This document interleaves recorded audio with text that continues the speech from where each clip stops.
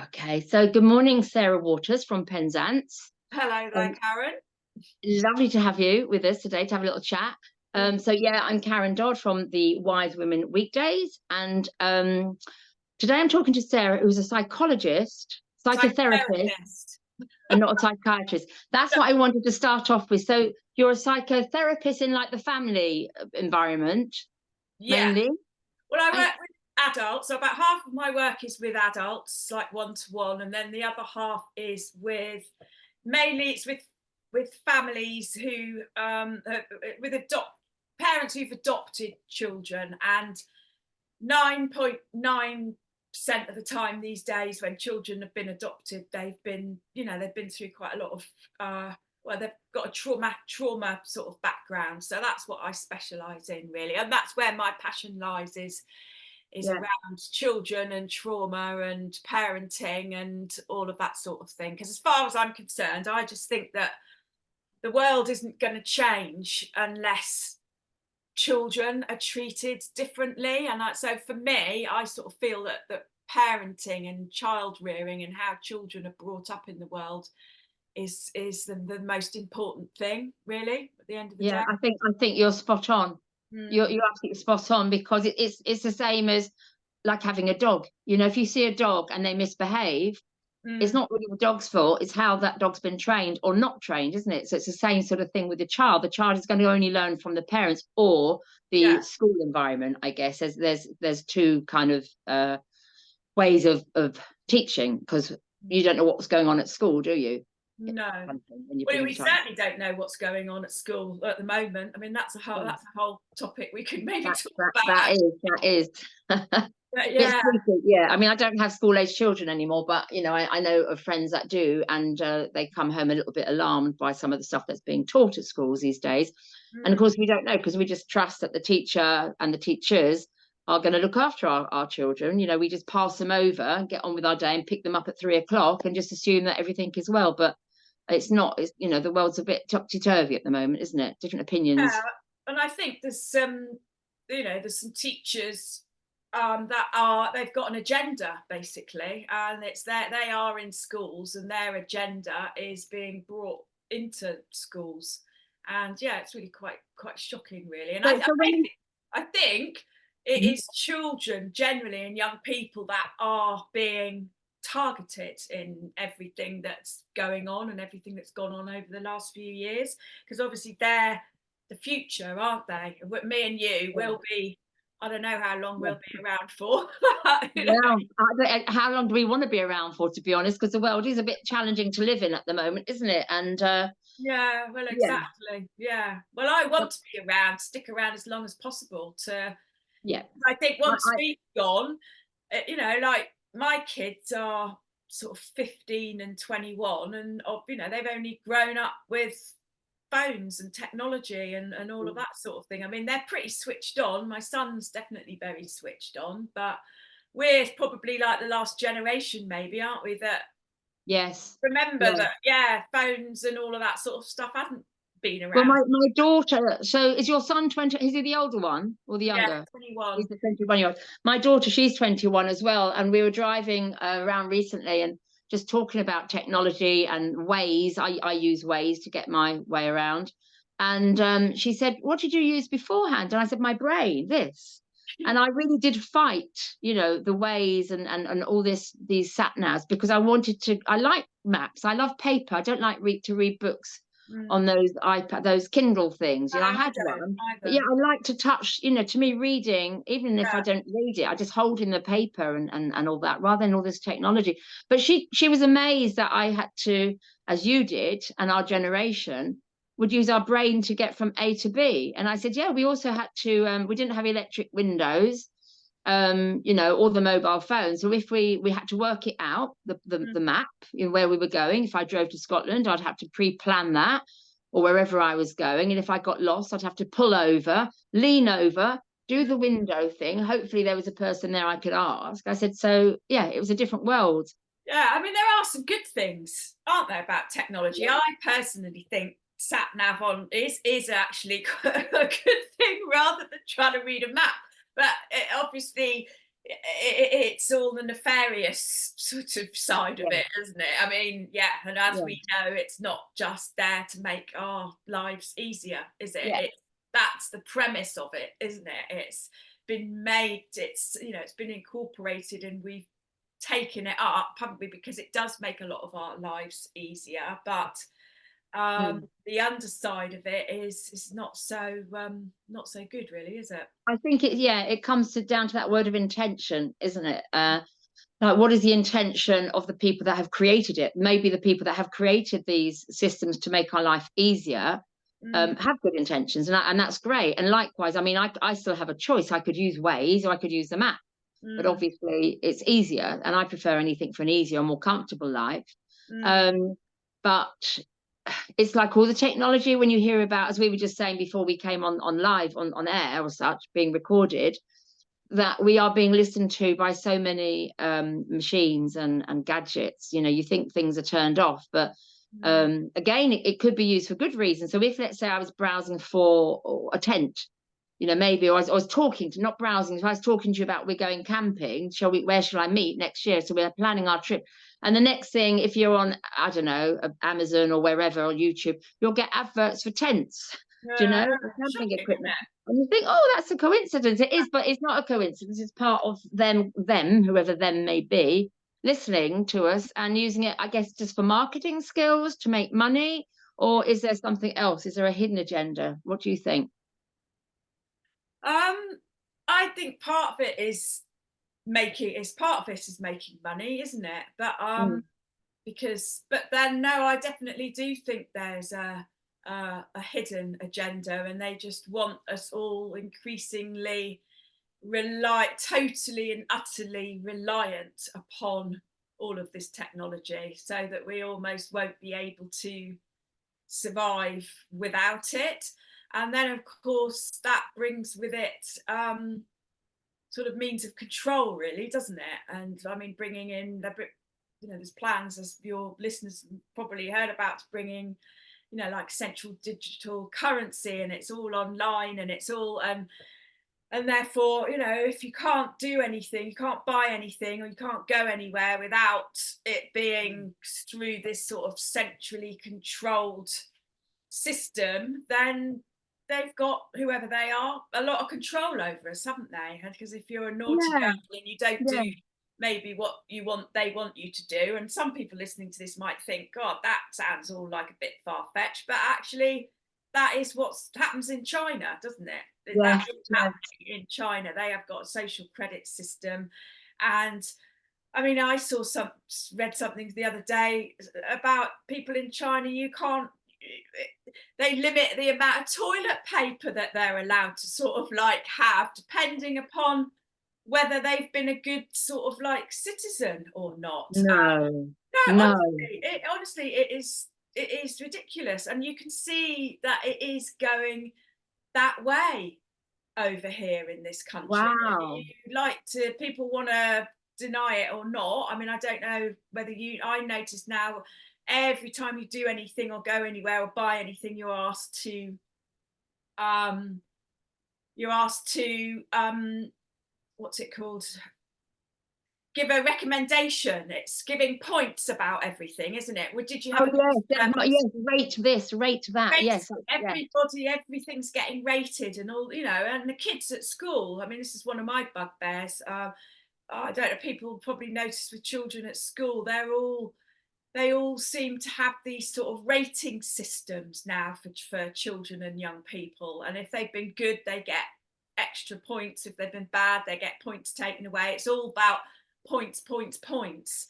And you know, for me, yeah, it does seem like we are leading into this Mm. sort of system, that we are going to be assessed on everything that we do. And if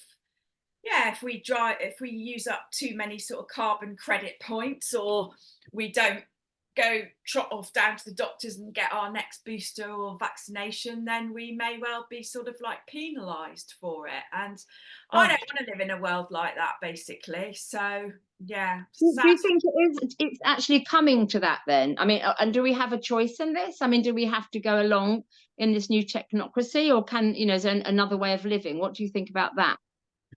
Well, think there is another way of living, and it would be, and I think we are going to be faced with a choice soon as to whether I mean, definitely if this whole digital currency comes in, it's like, well, are we going to sort of opt into this or not? I mean, not opting into it, I think, is going to throw up an awful lot of challenges. And I know, maybe like you, Karen, when all this whole thing kicked off about 4 years ago, like you, well, you did it on a bigger scale, but I set up something locally here with the help of some others. And it was around, it was a website, and it was around trying to sort of trying to create a bit of a sort of parallel community where we could trade and swap and all of that sort of thing. And I naively thought that sort of by now something like that would be up Mm. running, and like all the people, and there are quite a lot of people, I would say, in this country who have got quite a good awareness of what's going on. I sort of thought we'd have we would have had it all up and running, and there'd Yeah. be all these different groups of people doing different things. And I was just obviously very naive, because that didn't happen. And sadly, just a very few people ended up doing a lot of the work and trying Yeah. to sort of get something sort of like this set up. And like, maybe a bit like you, I don't know, I ended up getting quite burnt out by it all, really, and actually Mm. very disappointed and sort of like disillusioned. I mean, my disappointment, and I don't want to go on about it too much, doesn't lie in people who are not aware at all of what's going on. My disappointment has more laid with those that do know what's going on, but chose not to get involved with helping to do anything about it. Yeah. Yeah, I hear what you say. I hear what you say, and I have had that experience several times over. And it's, in a way, it's more shocking and more painful than the original concept. If hang on, how can I articulate this? It's like when those of us know that there's like a hidden agenda or something, the world's topsy-turvy, we think, oh crumbs, we must do something about this, especially for the generations that follow, the young people, because, as you rightly said, most of them have not been exposed to a life without technology. They know nothing else. And those of us that have had that lifestyle without technology, we know how wonderful it can be. Okay, there are advantages having all these computers and phones and what have you, but it's coming so quickly now. A lot of us can't keep up with it, and we wonder, why is it happening so quickly? And it's kind of happening without our agreement. We don't seem to have a say in it. And so those of us that did get up and try and do something initially, and a lot of us came together saying, hang on, what's going on here? Let's create some communities. Let's do our own, grow our own food, and maybe home educate our children, or whatever we needed to do. And there was a massive passion, I think, especially during that lockdown period. There was a lot of panic and headless chickens running around. And naively, like you, I thought we were all just going to come together and create a beautiful world to live in. But it hasn't happened yet. No. I am an optimist, but yeah, it was a shock that the people that left or chose to go their own way because they did not like me, or they did not like you, or they did not like the way we did something. And so their ego comes into play here, I think. They're not seeing it objectively. They're not seeing the bigger picture, like going above themselves and looking down to see, okay, I don't like her, I don't like the way she's done that or he's done that, but we have to come together here. And got to get on with it, basically. Yeah, There's more important to get on with it. There's more important things, isn't there? Yeah. Or we learn to talk about, rather, because I mean, I don't like, there was a bit of a bust up in our group of people here in Penzance, and it just sort of, rather than try to sit and sort of talk about it and try and iron it through, or just talk about it, basically, that just didn't happen. And couple of people just blew their top and left, and it's like, well, you know, we didn't even really have a chance to even process what's gone on. So yeah, I suppose I don't know whether I actually answered your original question, but I think it's gonna. I don't know. I also do think there are a lot of amazing people that are doing amazing things, aren't they? All over the. Yeah, absolutely. You know, there's. I think also, Sarah, behind the scenes, there's a lot of stuff going on. You know, I think people are creating systems, and whether it's online, different currencies or growing food. And I think that is happening, but because they don't want the exposure yet, you know, if anything does hit the fan and we think, oh my God, it's too late.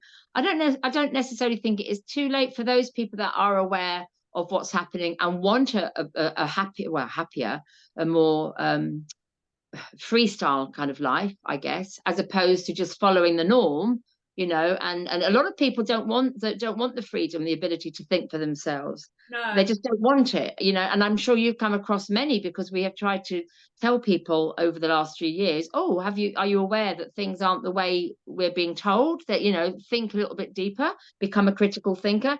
And they think you're bonkers, or they're just not interested. They want to just carry on with their lifestyle. And that's fine, you know. And maybe they want to be told. A lot of people don't want to take that initiative. They just want to, you know, get up, have their breakfast, go to work, come home, go to the pub, have dinner, go to bed, repeat. And they're happy like that. Well, I sort of think just those. I just think the enormity of face. You know, I think those sorts of people maybe would find it extremely difficult to face the fact that they are maybe being lied to and manipulated, and that life that they're living isn't what that they really sort of think it is. But the enormity of that is, it's quite massive, really, isn't it? I mean, you've probably been on a similar journey that I have over the last sort of 3 or 4 years, and it's huge, isn't it, to really realize. I mean, I've just realized, to be honest, you know, that practically everything I felt was real or true, or that I've been taught, is actually the complete opposite. And you've got to be quite psychologically sound, I think, to actually be able to comprehend all of that, because it's quite shocking. It really is. It's quite a shocking process, and I think, you know, a lot of people, maybe not for their own fault at all, it's easier almost, isn't it, not to go there. It's like it's the road less traveled. It's painful. It's painful. It's shocking.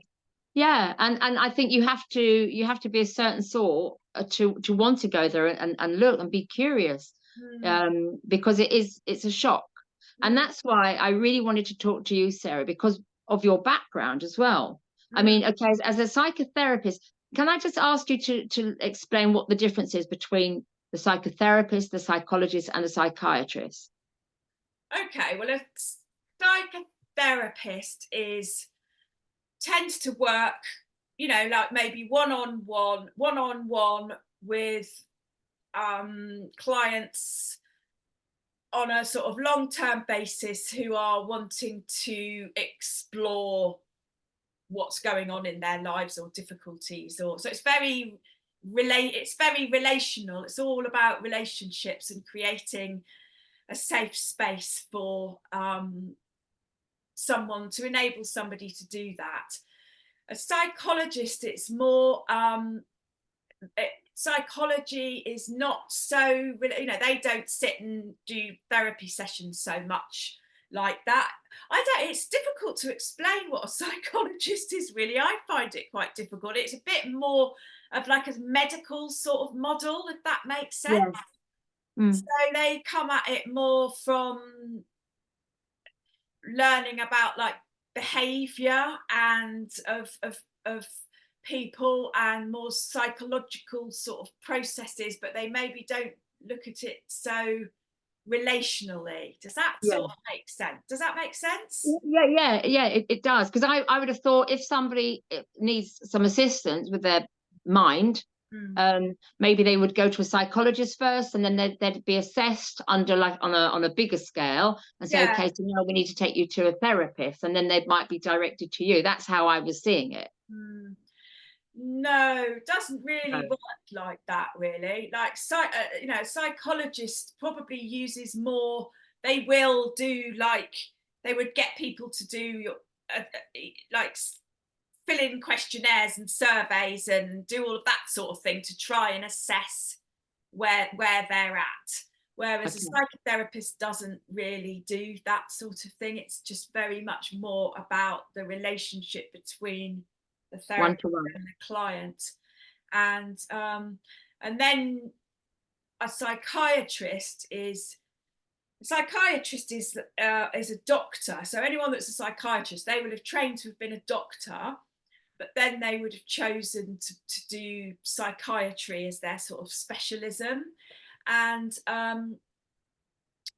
they very much more deal, I mean, not all, I mean, this is a generalization, really, because obviously there's some amazing psychiatrists and psychologists that aren't just in that model that I've described, but psychiatrists generally would prescribe drugs more than anything.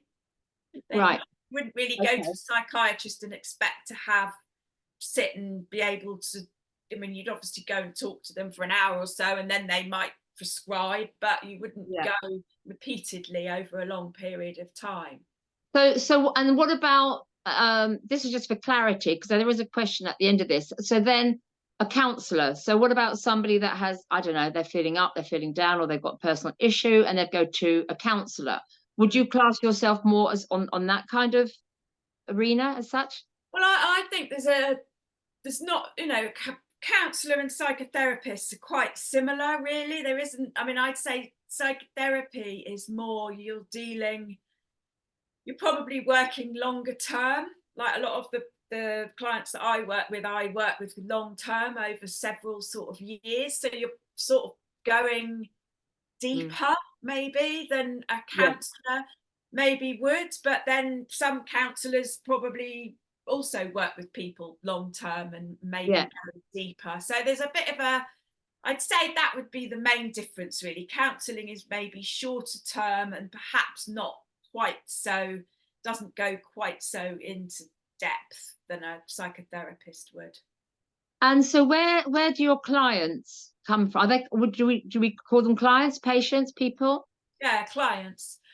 Word of mouth, or on directories, like there's one called the Counselling Directory, or there's the BACP has a directory. So most people, I think, when they're starting to look for somebody or think like they need some help, they'll either ask around, I suppose, and get recommendations, or they'll go online and sort of veer towards whoever they, you know, veer towards, basically. I mean, then the other work that I do is with families mainly families who've adopted children, and I help them with their sort of parenting, and which can lead on to family work with parents and the young person, and it's trying to sort of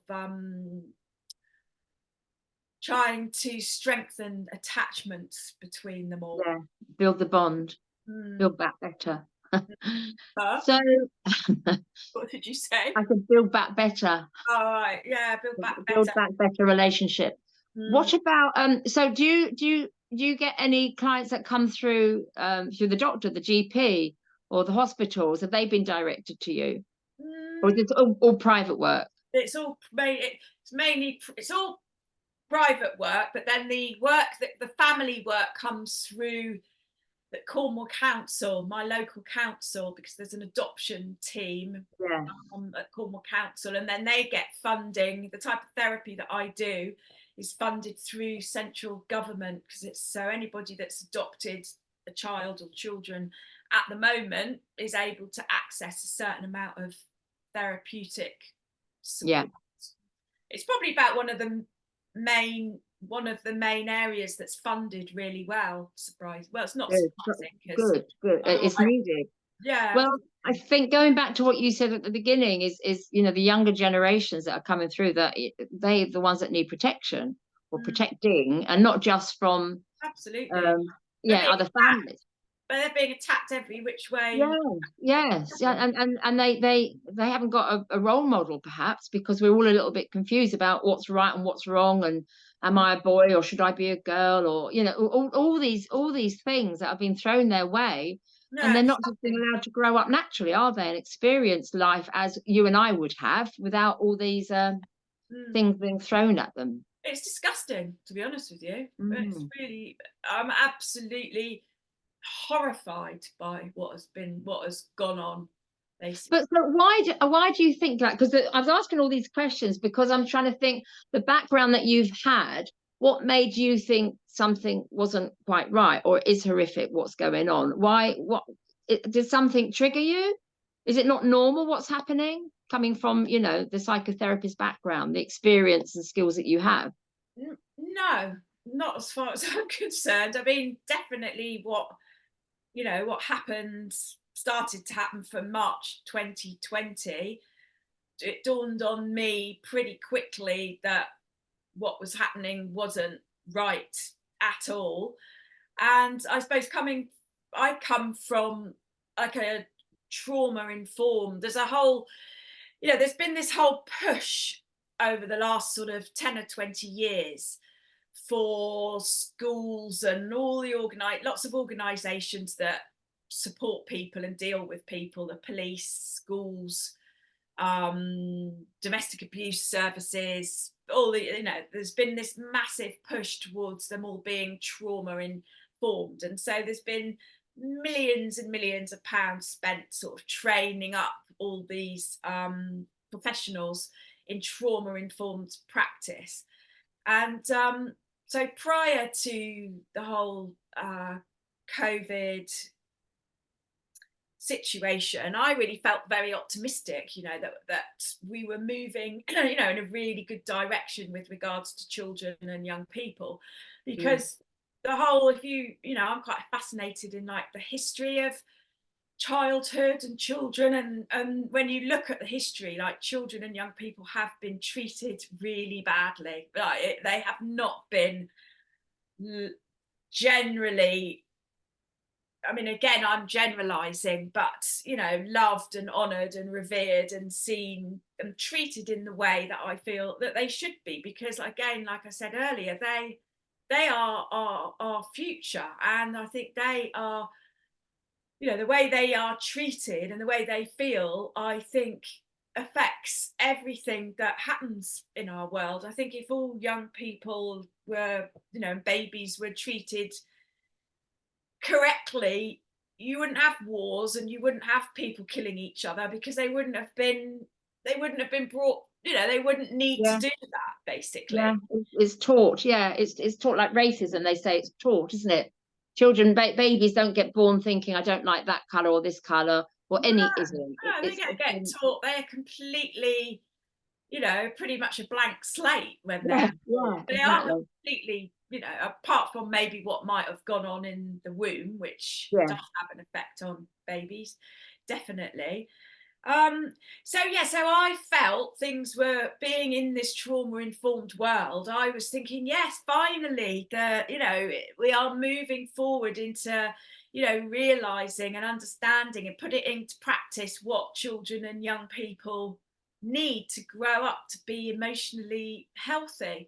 Hmm. But what happened 4 years ago for me is just completely derailed the whole thing. And I was just utterly, completely and utterly shocked at how children and young people were treated. I mean, it's totally the opposite of what trauma informed practice is, which is all about trust and emotional safety. Mm. And it seems like that just all completely went out of the window, and adults just put themselves first, really, as far as I'm concerned. They were so scared about catching something and dying that they didn't really seem to care what the Yeah, effects were on young people, or yeah, it just didn't really come into it, it was shocking. Like I could have absolutely broke my heart seeing buses of lovely, beautiful young people being, wearing masks, having to go to school. I mean, honestly, it was dystopian and so shocking. I don't think I'll ever get over it. No, again, the shock for yourself as well. We need to give you some therapy, Sarah. But I'm not joking, and I am joking. But to be honest, a lot of us have actually been traumatized at what happened, and it happened so quickly. And the compliance of people that just went along with it Mm. because of the fear. That was the thing. It was a fear. And I don't know. How do you feel? What do you think about that? Was it deliberately created, this fear, to ensure that people would comply to the rules that were given, or were they just Absolutely. Yeah, mm, absolutely. They knew exactly what they were doing. They've got, I don't know whether your listeners will know or have heard, like the government, they've got a psychological team of people who, are funded and work for the government. I think they're called Spy B. And, this isn't a conspiracy theory, what I'm talking about. It is real. You can look it up. They've got behavioral psychologists that they use to manipulate our behavior and and you could see the signs of it definitely, with regards to all the messaging, like using sort of like 3 words is, a psychological sort of way of manipulating people. I mean, yeah, you could go on about it for yeah, hours. it's like an NLP, isn't it? That's why I made a joke about Build Back Better. Yeah, it's the NLP. I think you say things 3 times. Yeah. They know Mm. exactly what they're doing, and also fear is obviously a massive motivator for humans. If you're, if you're in fear, you're in, maybe, you're sort of in your fight, flight, flop, freeze, and your brain sort of pretty much your capacities for rational thinking sort of pretty much shut down because you're in survival mode Yeah. basically. And they know all about that. They know exactly how the human psyche works and the nervous system. And so, yeah, absolutely, definitely. I mean, I was I don't know, you probably know people, but I was talking to someone the other day, she's a herbalist, and she said like some of her clients don't leave the house. There are still, I don't know how many people in this country who are not leaving their house, and they haven't done for four Mm. years. And that is how well the government did with regards to scaring people. They did do a good job. Because like you say, when you're in the sympathetic, is it the sympathetic nervous system, when you are in fight and flight, and yeah, the hormones running around your body, you've got the cortisol, the stress hormone, and the adrenaline, and we're not supposed to be living that way on a daily basis. It is literally, it should be a quick thing, like, oh, survival, there's a tiger, there's a bear, so the blood rushes to wherever it goes, and the adrenaline rushes to wherever it goes, and then you kill the bear or you run away, and then you calm down, you relax, you have a cup of tea, and you put your feet up. But in this instance, it's been constant, and it's not healthy, in every It's which the way. most unhealthy thing, actually. It's really not healthy because, I mean, I think, stress on your nervous system Yeah, is one of causes illness. the most unhealthy thing. And again, I think they know that. And, again, for like the whole mask thing, every time you'd see a mask, that reinforces fear, doesn't it? It's like, oh, there's something out there that I need to be fearful of. So yeah, Yeah, absolutely. All these yeah, things. absolutely. So had you seen a change since the last, well, up until this event happened? Was everything going like quite swimmingly, normal and everything, and then you just think, oh god, something really weird's happening, I've got to do something about it? I mean, what happened in your life as a therapist? Um, well, not really. I suppose in hindsight, it wasn't all it wasn't all going swimmingly, actually, because obviously, the whole mobile phone thing had already happened, hadn't it? And all the kids were sort of starting to all get addicted to those. And so in hindsight now, no, it wasn't all going swimmingly. And I mean, for me as well, just personally putting my psychotherapy thing to the side, I mean, I've always been, I would say, very open-minded and suspicious of authority, and I mean, and also of the medical profession. I mean, neither of my children have had any vaccination. So I mean, when my son was born when he was 21, I didn't have any of any of that. So I've always been quite aware or suspicious of all of that sort of thing. But I suppose the last 4 years has just been a it's sort of confirmed all of my suspicions, and tenfold of suspicions that I never had, but now I do have. And so I suppose it's just been a crash course really into so many different areas that, yeah, I mean, it's fascinating. On the one, I find it absolutely fascinating from a psychological point of view. Really, it's answered so many questions to me around the the human race, and how Mm. I've always been really interested, if that's the right word, Nazi Germany, for example. It's like, how did that happen? How could those atrocities happen?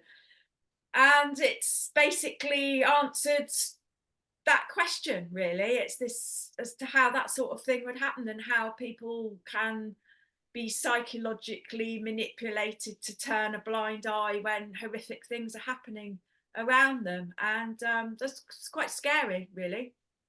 Yeah, but I agree. It has answered many questions. I'd have similar questions to you, and I thought, oh, now I get it. And it's with the yeah, those psychologists and psychiatrists that have planned this over the years. It seems well, they've done a pretty good job.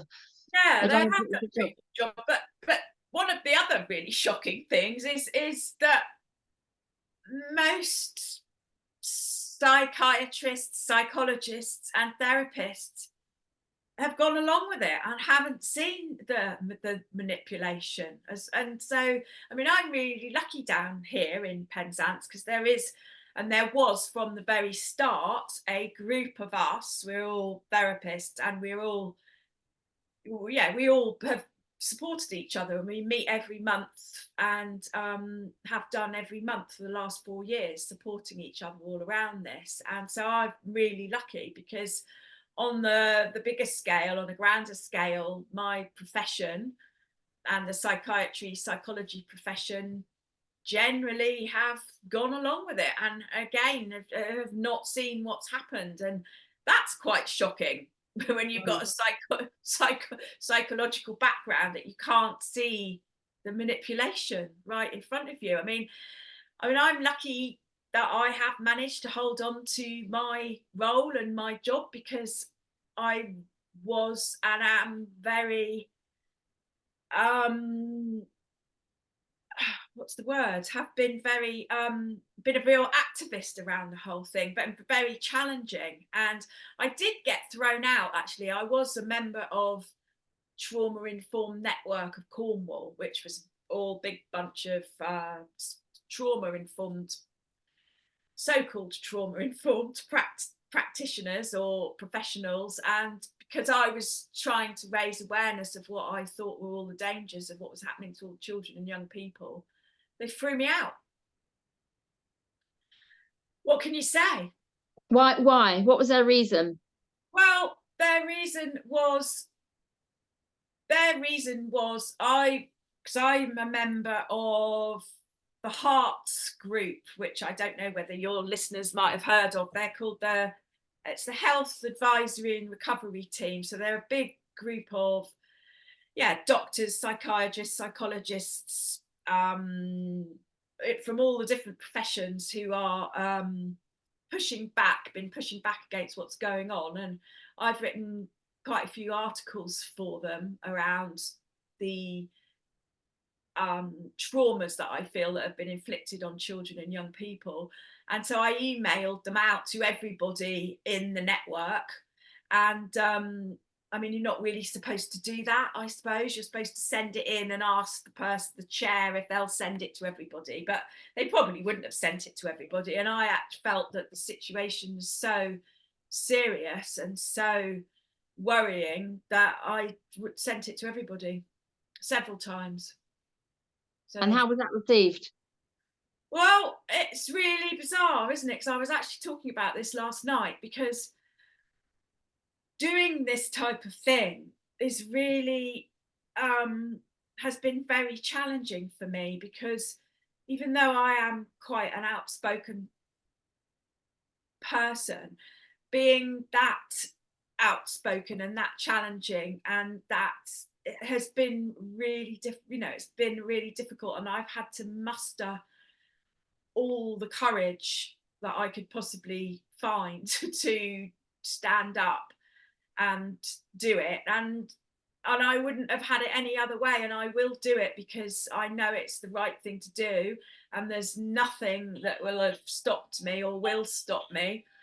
But it's been a real challenge, and I would send out these emails. I mean, right, at the beginning, I sent emails to all of that organisation that I've talked about. I've sent it to all the people, in Cornwall Council. I sent it to a wider, all the children's charities, challenging them all to stand up and do something about what was going on. And I'd send out these mass emails to maybe 200 or 300 people. And then I'd go to bed and I'd be like, oh my God. And then I'd wake up in the morning thinking, oh no, I don't want to switch my computer on, because what am I going to see? Switch my computer on. Nothing. Absolutely nothing. Not even not a reply Nothing. saying, you're a naughty girl. Nothing. Maybe one or two, please could you take me off your mailing list? Apart from that, nothing. It's scary, the compliance of people. Again, it goes back to fear. And I think that, I mean, I was really happy that you were wanting to come and chat with me today, because partly your background being in the medical or the therapy or the mind aspect of being human, because like you say, so many of these people, the majority, have gone along with it. And I don't know if that is through fear or through ignorance, or because they just can't think for themselves. And when you're talking about doctors or psychiatrists or anybody in a medical or in a profession, you wonder why. And that was a big shock for me. And then I realized it's the institutions, because they have been institutionalized and they've been got at really from school. You send your child to the kindergarten, so you're passing your child again to somebody else to take care of in the education world. And then they go to the little school and the bigger school and the college and the university, and then they go and get their job. But they're like got their blinkers on, because we don't know what they're being told. It's indoctrination. Yeah, it is. And they can't, if they took their blinkers off, they could think, oh gosh, but they just don't see it.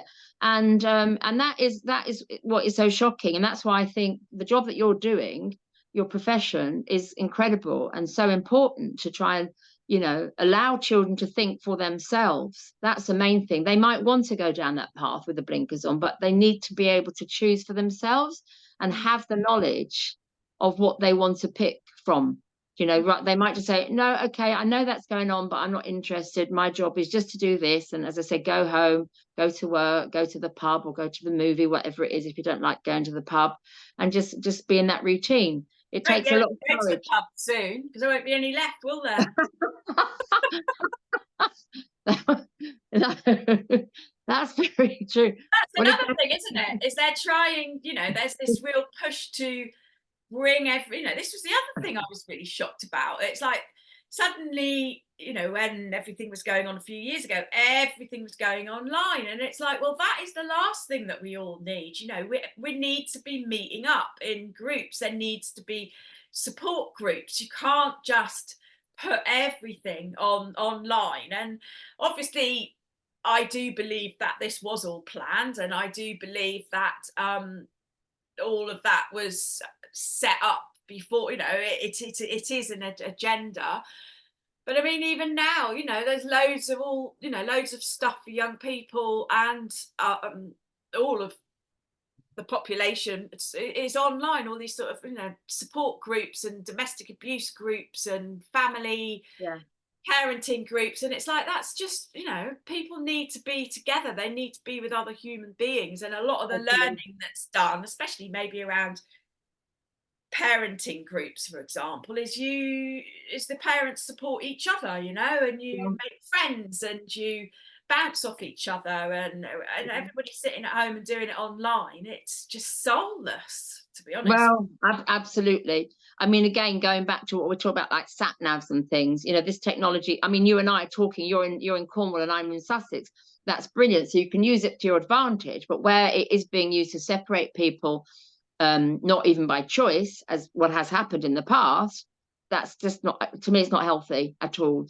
No. And I'd much rather you be sitting here next to me on the sofa, Mm. but it's not practical No. whilst you've got that distance. But yes, you're right. People need people. We need to be in groups. We need to touch and feel and hug and just be in the same space. But they Really, know that as well, you see. Like, yeah, obviously we were talking about stress being a big killer.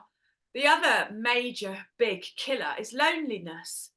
And whoever is running this shit show, they know that, and they know, they're what I think that is another part of the agenda which COVID helped to bring in, which is this just trying to separate each other, have everybody at home, not out, not socializing and supporting each other, not being, down the pub singing songs, and not being in a community. They want everybody, at home on their own, doing their own thing, doing everything online, and therefore you obviously can't exchange very much information with each other then, can you? And also, it's quite lonely. yeah, It's lonely and isolating, and that's really not very good for people's health. And it's certainly not good if you're also wanting to think outside the box and learn other information apart from what you're being fed through the yeah, TV or the internet. yeah. Critical thinking, being a critical thinker. Um, just before we wind down, a couple of things I wanted to ask before I forget. So one was, with what's been going on over the last 2 years, the kids and the families that have been seeing you, has it affected them and the work that you're doing? Has there been, have they been fear induced because of the way they've been treated at school or whatever? Yeah, absolutely. Yeah, I mean, I would say, the all the restrictions that were put in place it has really affected young people massively in different ways, definitely. So there's like there's heightened anxiety. Everything's been heightened, I would say, within the work that I do, definitely. You're seeing that. Okay, that's proof. And the other shocking thing that's happening at the moment is, again, rather than when all the young people went back to school, from a trauma informed perspective, there should have been a period of processing for all these young people. Sod the lessons and the maths and the English for a while. Let's help these young people regulate themselves, and let's process what help them process what they've been through. But that didn't happen, and I think that is, again, the problem with our world is there's no processing. There's never been any processing of trauma. So there's just been, if we just look at the last 100 years, there's been World War One, World War Two, but none of the trauma ever got processed. So it just goes generationally down the line. And then this whole COVID thing, the trauma of it has not got processed with all these young people. And they've all been thrown back into schools. And the schools now they're all getting stricter. They're not being trauma informed at all. And this is something that I brought up with the head of the trauma informed schools program. I'm in a conversation with her at the moment. It's like, well, what is going on? You must be really disappointed at all the work that you've done and all the money that's been spent on trying to help schools be more trauma informed has just gone completely out the window.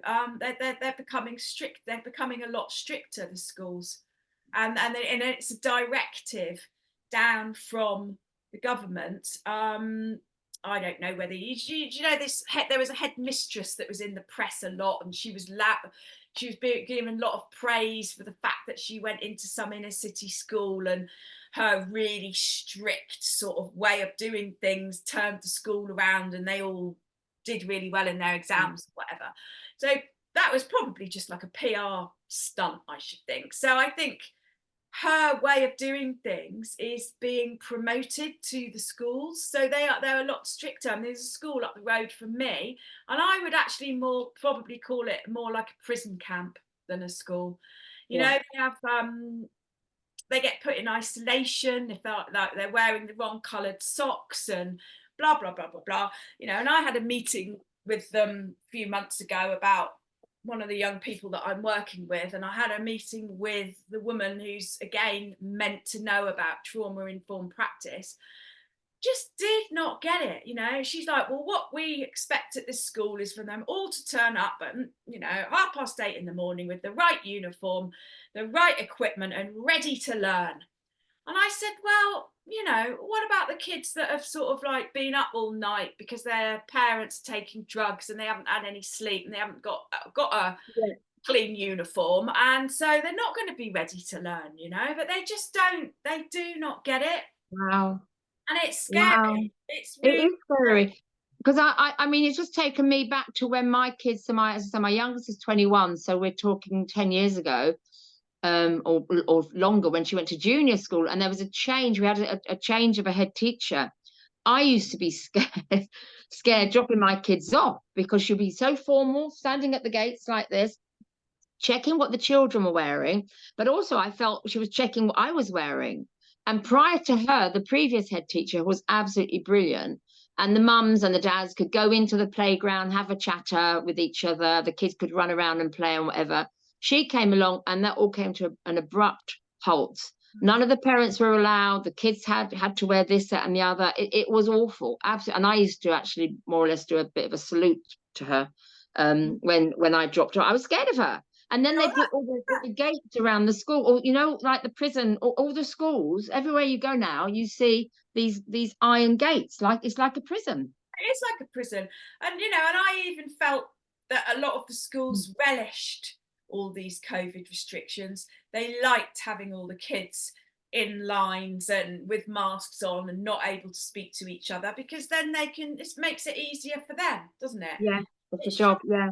And I mean, the other thing I would just like to highlight to anybody that's listening to this that's got children at school, whether it's primary or secondary school, is I would really advise you all to start asking questions around what your children are being taught around sex education, and because if you start delving into that, and where that is sort of like coming from, and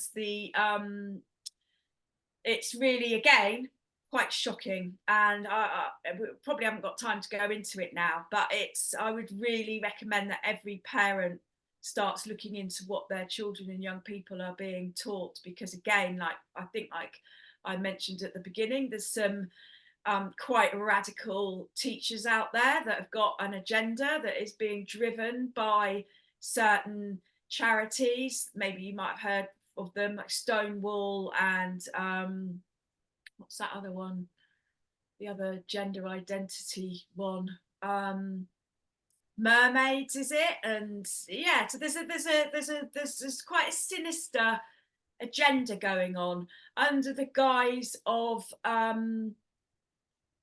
helping protect young people from abuse. And their theory is that the younger that you teach children about sex and their bodies and all of that sort of thing, it's going to protect them from potential abuse. Whereas actually, if you know anything about how predators go about grooming children, that is completely the wrong way of doing it. So I mean, I've written, if anybody wants to read any more about anything that I've spoken about today, I've written about 6 quite in-depth articles that are on the Heart website. But yeah, I would definitely highlight that as being something that parents need to become informed about, and to sort of think, well, maybe you can't trust all the teachers and the head teachers, actually, because they've maybe got an agenda too. Yeah, Sad. thank you for that. It is, and I think even not saying all the head teachers and anybody in authority are all on this bandwagon of control for the detriment of humanity, but maybe you just nailed it when you said it makes their job easier. Yeah. And I think that's it. Anything to make your job easier, like we're using Waze, we're not using using a sat nav to get from A to B because it's easier. So if you're a teacher with kids that are running around or just being kids, and it's making your job easier, you're going to follow that narrative, not knowing that there might be an alternative agenda behind the scenes. Yeah, and a lot of schools bringing outside agencies to do their training for sex education, health and sex education. So you just don't know, again, what agenda these people have got. And I know it's sort of, people might listen to this and think, oh, that is just ridiculous. But I'm sorry, it's not. It's happening, isn't it? And yeah, just a few, yeah, ask a few questions.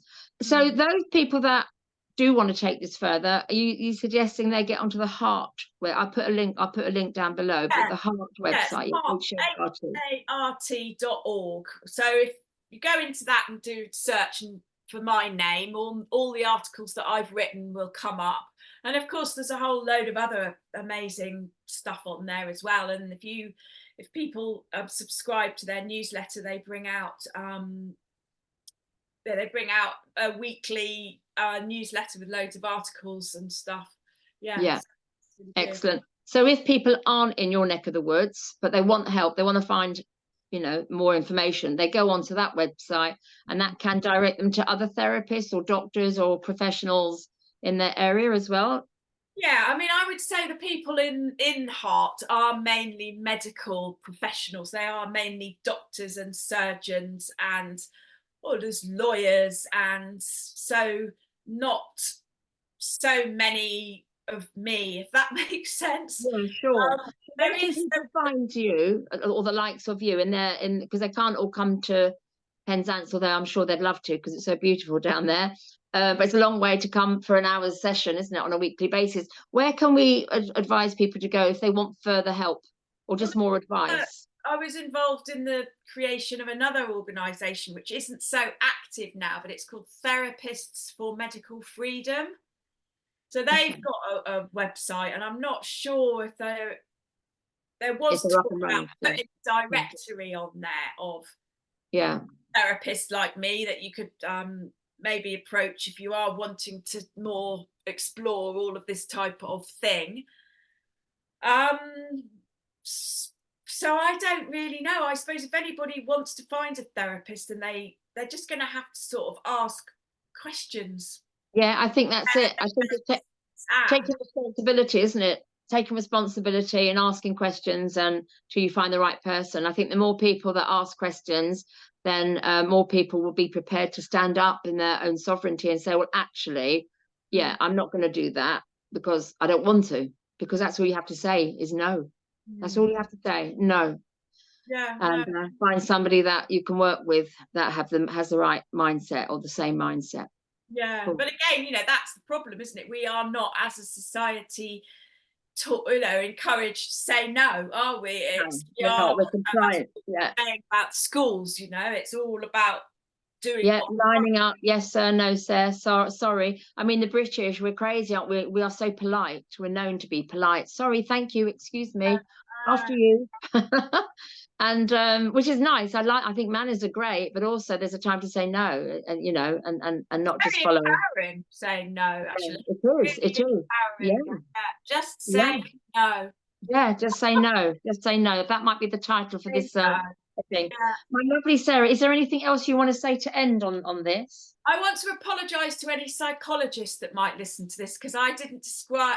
I always find it really difficult to describe what they do. And I put you on the spot. I did put you on the spot though as well. I do. But anyway, anything else that I want to say? Yeah, I would just really encourage people to just, if you've got children or young people, just challenge schools and challenge, if they are, if they're bringing out behaviour policies that you don't agree with or that just seem really strict and all of that sort of thing, just challenge them, challenge the headmaster, go in there, ask if they are a trauma informed school, and if they are, they should be, they should have certain sort of policies in place, and that, you can sort of challenge them on that if they are doing things to young people that aren't very trauma informed, like putting them in behaviour hubs and putting them in isolation and putting them in detention all the time, and especially ones that, I mean, I would say all our young people are now, they have all suffered a big trauma. They all have. What happened through COVID was a massive trauma for all of them. And I don't care what anybody says.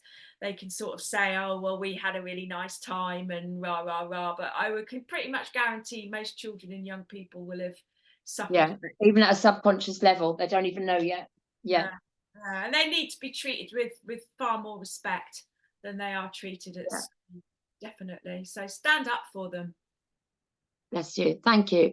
So thank you so much, Sarah. It's really nice to chat with you, and I'm sure we'll catch up again very soon. Okay. All right. Thanks, Karen. Oh, yeah, and I must just say to anybody watching this, if you do like the video, please like it, subscribe to Wise Women Weekdays, and if you've got any questions for Sarah, I can relay them, so just put them in the comments. So please subscribe and like. Okay. Bye.